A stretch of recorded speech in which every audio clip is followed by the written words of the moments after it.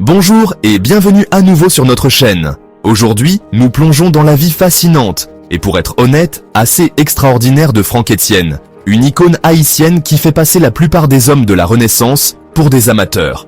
Restez avec nous pour 12 faits que vous ignoriez probablement à son sujet, et franchement, vous aurez du mal à en croire certains.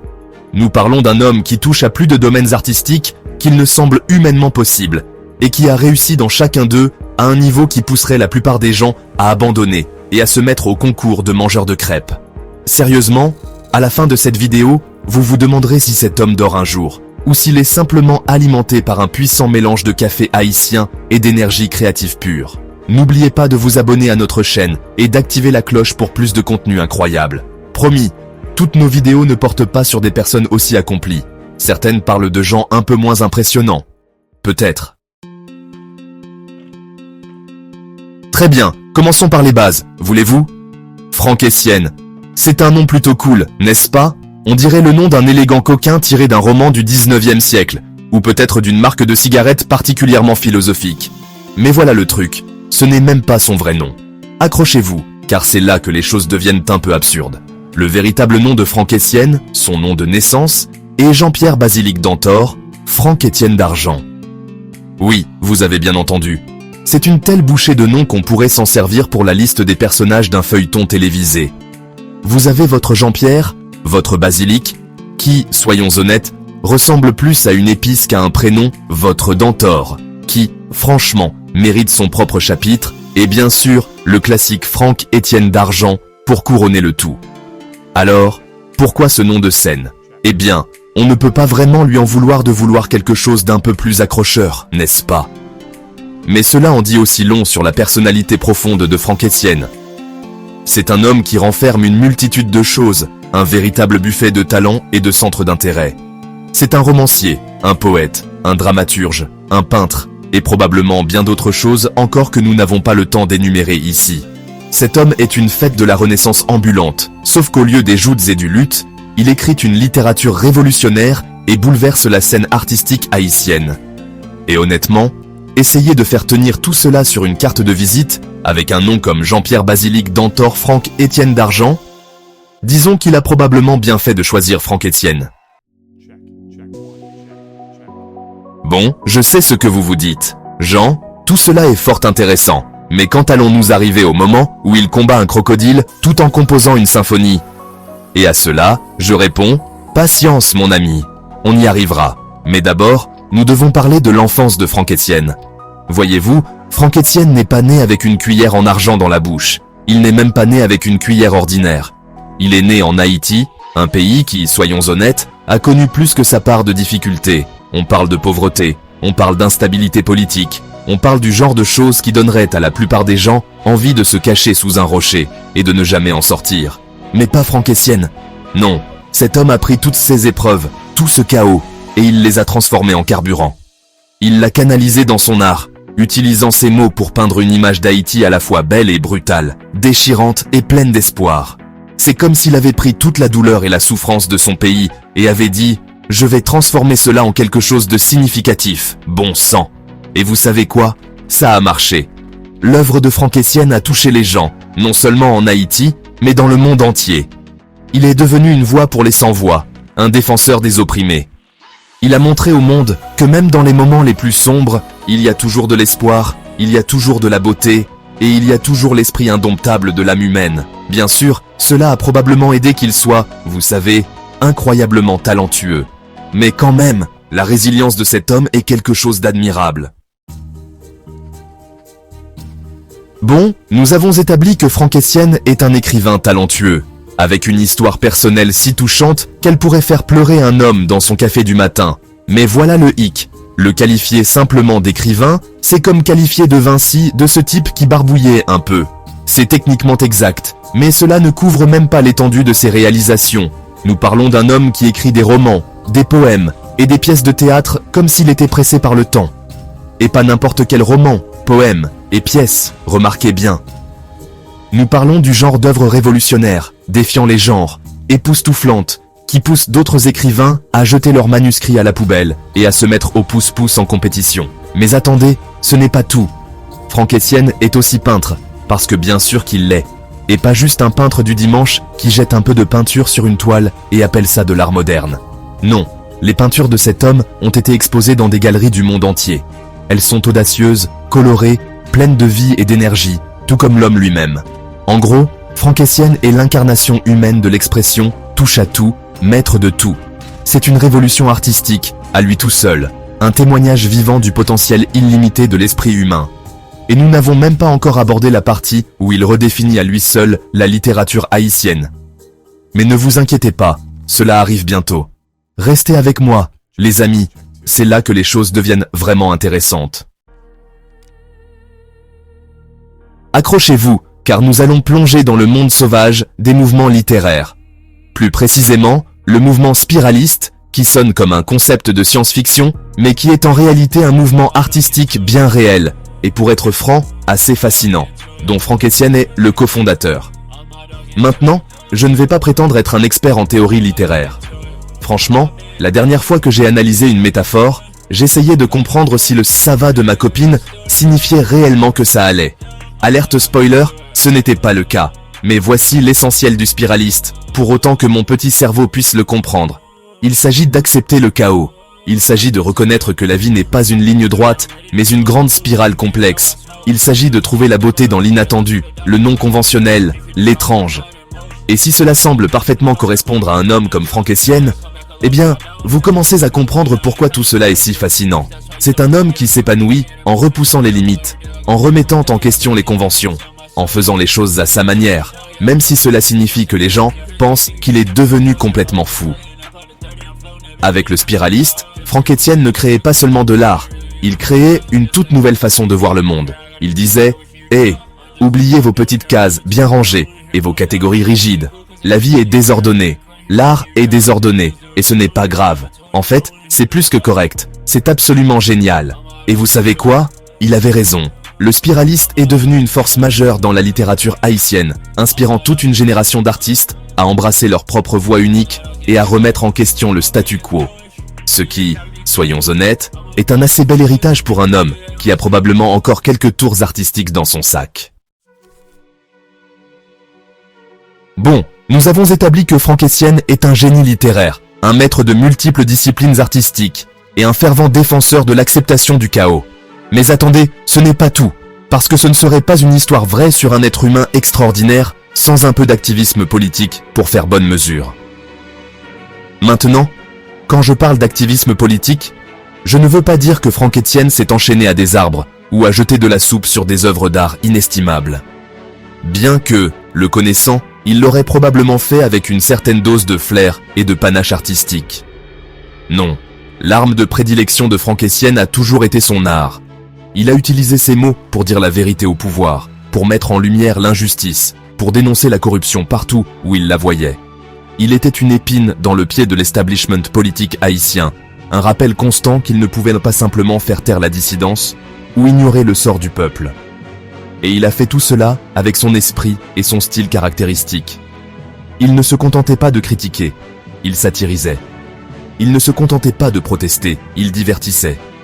Il avait compris que parfois, la meilleure façon de combattre les puissants est d'en faire la cible de la moquerie. Bien sûr, ce genre de franc-parler ne l'a pas toujours rendu populaire auprès des autorités. Mais Franck Etienne n'a jamais reculé. Il savait que le silence face à l'injustice est complicité, et il refusait d'être complice. Il a utilisé sa plateforme pour amplifier les voix des marginalisés, pour donner de l'espoir aux opprimés, et pour rappeler au monde que même dans les moments les plus sombres, il y a toujours ceux qui se lèveront et se battront pour ce qui est juste. Bon, nous avons donc un artiste aux multiples talents, un innovateur littéraire et un activiste politique. Y a-t-il quelque chose que cet homme ne puisse pas faire? Eh bien, je ne suis pas sûr de sa position sur les créneaux, mais je peux vous dire ceci. Franck Etienne parle couramment plus de langues que la plupart des gens n'ont mangé de repas chauds. On parle français, on parle créole, on parle anglais, et pour autant que je sache, il parle couramment le klingon et le dothraki aussi. Cet homme est une pierre de rosette vivante et parlante, les Nations Unies à lui tout seul en matière de prouesse linguistique. Et ce n'est pas juste un tour de passe-passe qu'il sort lors des fêtes pour impressionner les invités, même si je suis sûr que ça fait toujours son petit effet. Non, Le multilinguisme de Franck Essienne est un élément central de son identité artistique. Cela lui permet d'atteindre un public plus large, de se connecter avec des personnes de culture et d'horizons différents. Pensez-y. Il peut écrire un réquisitoire cinglant contre la corruption politique en français, puis se retourner et composer un poème déchirant sur l'amour et la perte en créole. Il est comme un caméléon, adaptant sa langue au message, à l'ambiance, au moment. Et soyons honnêtes, dans un monde qui semble souvent de plus en plus divisé, la capacité de communiquer au-delà des barrières linguistiques est plus importante que jamais. C'est un rappel que malgré nos différences, nous sommes tous humains, nous partageons tous les mêmes espoirs et les mêmes rêves, et nous avons tous la capacité de comprendre et d'apprécier les histoires des autres. Bien sûr, cela aide probablement si ces histoires sont racontées par quelqu'un d'aussi talentueux que Franck Essienne. Mais quand même, la dextérité linguistique de cet homme n'est qu'un autre exemple de son extraordinaire polyvalence et de son engagement à entrer en contact avec le plus grand nombre de personnes possible. Bon, je sais ce que vous vous dites. John, tout cela est bien impressionnant, mais Franck Essienne a-t-il reçu des prix ? Parce que de nos jours, on n'est pas vraiment considéré comme quelqu'un qui a réussi à moins d'avoir une étagère remplie de trophées brillants pour le prouver. Et à cela, je réponds, mon ami, que vous n'avez manifestement pas suivi. Parce que Franck Essienne n'a pas seulement gagné quelques prix, il en a gagné suffisamment pour en construire un petit fort. On parle de prix littéraires, de prix artistiques, de prix humanitaires, on parle du genre de cérémonie de remise de prix où il faut faire venir un chariot élévateur pour faire monter tous les trophées sur scène. Je veux dire, je ne vais même pas essayer de tous les énumérer, ici, parce que franchement, on y passerait la journée et j'ai un rendez-vous chez le dentiste que je ne devrais vraiment pas manquer. Mais disons simplement que le meuble à trophées de Franck Essienne est probablement plus impressionnant que la plupart des musées. Il a été reconnu par son Haïti natal, il a été honoré par des organisations internationales, il est en quelque sorte la Beyoncé du monde littéraire. Mais voilà le truc avec Franck Essienne, il ne recherche pas les honneurs. Ne vous méprenez pas, je suis sûr qu'il apprécie une bonne récompense autant que n'importe qui. Mais pour lui, la véritable récompense, c'est l'art lui-même, c'est l'acte de création. La capacité à entrer en contact avec les gens par le biais de son travail, à les faire réfléchir, à les faire ressentir, à leur faire voir le monde d'une manière nouvelle et différente. Cela ne veut pas dire que les prix ne sont pas mérités. Parce que soyons honnêtes, quand on est aussi talentueux et prolifique que Franck Essienne, un peu de reconnaissance est le moins que le monde puisse offrir. Mais il est important de se rappeler que derrière tous les prix, derrière toutes les distinctions, il y a un homme animé par une passion profonde pour son art, et par le désir de rendre le monde meilleur grâce à son art. Bon, nous avons établi que Franck Essienne est une véritable force de la nature artistique, multilingue et multiprimée. Mais vous savez ce qu'on dit, ceux qui ne savent pas faire, enseignent. Sauf que, dans le cas de Franck Essienne, ce dicton ne tient pas la route. Parce que non seulement il sait faire, mais il sait aussi l'enseigner. Et il est sacrément doué pour ça. Et oui, mesdames et messieurs, Franck Essienne ne se contente pas d'être une rockstar littéraire, il a également consacré une partie importante de sa vie à former la prochaine génération d'artistes et d'écrivains. Il a enseigné dans des universités, animé des ateliers. Il a été un mentor pour d'innombrables aspirants créatifs. Imaginez être un jeune écrivain en Haïti et avoir la chance d'apprendre de Franck Essienne. C'est comme prendre un cours de maître en littérature avec Shakespeare lui-même, ou prendre des cours de guitare avec Jimi Hendrix. C'est le genre d'opportunité qui peut changer une vie. Et le meilleur dans tout ça, c'est que Franck Essienne n'est pas un universitaire coincé et pédant. Il est passionné, il est engageant, c'est le genre de professeur qui vous donne envie d'apprendre, même si vous n'êtes pas tout à fait sûr de comprendre ce qu'il dit la moitié du temps. Il est comme l'incarnation vivante de la joie de créer, et son enthousiasme est contagieux. Mais l'enseignement de Franck Essienne ne se limite pas à la transmission de compétences techniques. Il s'agit de stimuler la créativité, d'encourager les étudiants à trouver leur propre voie, à remettre en question les conventions, à embrasser le chaos. Il s'agit de passer le flambeau à la génération suivante et de leur donner les moyens de créer un art qui soit significatif, percutant et qui leur soit propre. Bon, maintenant, vous vous dites probablement « D'accord John, j'ai compris ». Franck Essienne est pratiquement un super-héros des arts. Il peut écrire, il peut peindre, il peut enseigner, il parle probablement couramment le dauphin, pour autant que je sache. Mais il doit bien y avoir quelque chose qu'il ne sait pas faire. Et à cela, je dis, eh bien, je ne l'ai jamais vu jongler avec des tronçonneuses en faisant du monocycle. Mais attendez une minute, car nous n'avons même pas encore parlé de ses activités musicales. Oui, vous avez bien entendu, Franck Essienne est aussi musicien. Parce que, bien sûr, il l'est. Pour être honnête, je n'ai pas réussi à trouver de nomination aux Grammy Awards pour lui.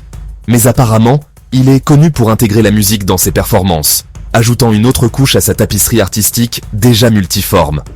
On parle d'un homme qui comprend que l'art ne se limite pas à des catégories bien définies. Il voit les liens, les chevauchements, la manière dont différentes formes d'expression peuvent se compléter et s'enrichir mutuellement. C'est comme un orchestre à lui tout seul, dirigeant une symphonie de mots, d'images et de sons. Je ne sais pas vous, mais je commence à me sentir un peu incompétent rien qu'en pensant à tout cela. J'ai du mal à garder une plante d'intérieur en vie, et ce type crée des chefs-d'œuvre en dormant. C'est de quoi vous donner envie d'abandonner vos rêves et de vous mettre à la compétition de sieste. Mais là encore, c'est peut-être la véritable leçon de Franck Etienne. Peut-être qu'il ne s'agit pas d'essayer d'être un maître en tout, mais d'embrasser la joie de la création, le frisson de l'exploration, l'audace même d'essayer de nouvelles choses, même si vous échouez lamentablement. Bon, nous avons établi que Franck Etienne est une révolution artistique à lui tout seul, une encyclopédie ambulante du talent et une force de la nature qui ne peut être contenue par de simples catégories mortelles. Mais qu'est-ce que tout cela signifie réellement pour la culture haïtienne? Accrochez-vous, car nous allons plonger au plus profond de l'impact de Franck Etienne. Imaginez la culture haïtienne comme un délicieux ragoût mijoté. Vous avez l'histoire, les traditions, la langue, tout mijote tranquillement. Et puis, arrive Franck Etienne, comme une poignée d'épices exotiques, ajoutant de la profondeur, de la complexité et beaucoup de saveur. C'est un homme qui n'a pas peur de remettre en question le statu quo, de repousser les limites, de bousculer les choses. Il a pris des thèmes et des histoires traditionnelles haïtiens et les a imprégnés de son propre mélange unique de surréalisme, de commentaires sociaux et d'acrobatie linguistique. Son travail a inspiré d'innombrables autres artistes et écrivains, non seulement en Haïti, mais dans le monde entier. Il leur a montré qu'il est acceptable d'être différent, d'être audacieux, d'être soi-même sans complexe. Il leur a donné la permission d'expérimenter, d'innover, de créer un art à la fois profondément personnel et universellement résonnant. Et il ne s'agit pas seulement de l'art lui-même. L'activisme de Franck Etienne, son franc-parler, son engagement indéfectible envers la justice sociale, tout cela a eu un impact profond sur la société haïtienne. Il a contribué à susciter des conversations, à remettre en question des idées préconçues, à faire réfléchir les gens différemment sur le monde qui les entoure. À bien des égards, Franck Etienne est l'incarnation même de l'esprit haïtien. Résilient, créatif et farouchement indépendant. C'est un trésor national, une icône culturelle et un brillant exemple du pouvoir de l'art pour transformer des vies et inspirer le changement. Bon, nous avons parlé des réalisations de Franck Etienne, de son impact, de son talent pur et simplement époustouflant. Mais qu'est-ce qui motive cet homme? Quelle est la force motrice derrière sa créativité incessante et son engagement indéfectible envers la justice sociale? Eh bien, mes amis, tout se résume à sa philosophie personnelle. Et laissez-moi vous dire, c'est du lourd. Franck Etienne croit au pouvoir de l'art pour transformer la société. Et je ne parle pas d'une vague notion de bien-être de l'art comme forme d'expression personnelle. Non, nous parlons de l'art comme d'une arme, un outil pour démanteler les systèmes oppressifs, pour remettre en question le statu quo, pour créer un monde plus juste et équitable. Il voit l'art comme un moyen de donner la parole à ceux qui n'en ont pas, de mettre en lumière l'injustice, d'inciter les gens à l'action. Il croit que l'art peut être un catalyseur de changement, une force pour le bien, dans un monde qui semble souvent déterminé à s'autodétruire. Et le meilleur dans tout ça, c'est qu'il ne se contente pas de belles paroles. Il joint le geste à la parole. Sa vie entière a été consacrée à cette mission. Chaque roman qu'il écrit, chaque tableau qu'il crée, chaque étudiant qu'il enseigne, tout cela fait partie de son grand projet d'utiliser l'art pour rendre le monde meilleur. Maintenant, je sais ce que vous pensez. John, tout cela est très inspirant, mais n'est-ce pas un peu idéaliste? L'art peut-il vraiment changer le monde? Et à cela, je dis, eh bien, ça ne peut certainement pas faire de mal. Mais sérieusement, regardez l'impact qu'a eu Franck Etienne. Regardez la façon dont son travail a inspiré des générations d'artistes et de militants. Regardez comment il a utilisé sa plateforme pour lutter contre l'injustice et promouvoir le changement social. Il est clair que l'art peut être une puissante force pour le bien dans le monde. Nous voici arrivés au dernier chapitre de notre Odyssée Franck Etienne. Nous avons exploré sa vie, son œuvre, son impact, sa philosophie. Et maintenant, vous vous dites probablement, D'accord, John, ce type a l'air incroyable, mais il doit être d'un âge certain, non? Il doit sûrement ralentir un peu, et à cela, je réponds. Mon ami, vous n'avez visiblement pas bien suivi. Car Franck Etienne, bien qu'il soit assez âgé pour se souvenir de l'époque où les dinosaures parcourèrent la Terre, probablement, ne montre aucun signe de ralentissement. En fait, il est toujours en train de créer, d'innover, et d'être tout simplement un maître des arts. On parle d'un homme qui écrit encore, qui peint encore, qui inspire encore les jeunes générations. C'est comme un lapin energizer créatif, sauf qu'au lieu de battre un tambour, il produit des chefs-d'œuvre. Et ses œuvres récentes sont tout aussi puissantes, tout aussi provocatrices, tout aussi pertinentes que jamais. Il aborde les problèmes contemporains auxquels Haïti et le monde sont confrontés, de la corruption politique au changement climatique, en passant par la lutte continue pour la justice sociale. Il est un brillant exemple du fait que l'âge n'est qu'un chiffre, et que l'esprit créatif ne s'éteint jamais vraiment. Il nous rappelle qu'il n'est jamais trop tard pour apprendre, pour grandir, pour se remettre en question, et pour utiliser sa voix pour faire une différence dans le monde. Alors, la prochaine fois que vous vous sentez sans inspiration, démotivé, ou tout simplement vieux, souvenez-vous de Franck Etienne. Souvenez-vous de l'homme qui a dédié sa vie à l'art, à l'activisme, et à rendre le monde meilleur. Et puis, allez-y, et créez quelque chose de beau. Voilà, c'est tout pour aujourd'hui. La vie incroyable, inimaginable, et honnêtement, un peu épuisante de Franck Etienne. Nous avons parcouru beaucoup de chemin aujourd'hui, en commençant par son nom incroyablement long, jusqu'à sa liste de réalisations encore plus longue. Nous avons parlé de son art, de son activisme, et de sa conviction inébranlable du pouvoir de la créativité pour changer le monde. Quel fait vous a le plus surpris? Était-ce le volume impressionnant de son œuvre, sa maîtrise de plusieurs langues, sa capacité à être encore si actif alors que la plupart des gens de son âge se contentent de crier sur les nuages? Faites-le nous savoir dans les commentaires ci-dessous. N'oubliez pas de vous abonner à notre chaîne et d'activer la cloche pour ne jamais manquer une mise à jour. Nous avons d'autres histoires fascinantes, des commentaires perspicaces et, honnêtement, des digressions bizarres à venir bientôt. Restez à l'écoute pour plus d'histoires et d'analyses fascinantes. Merci de nous avoir suivis.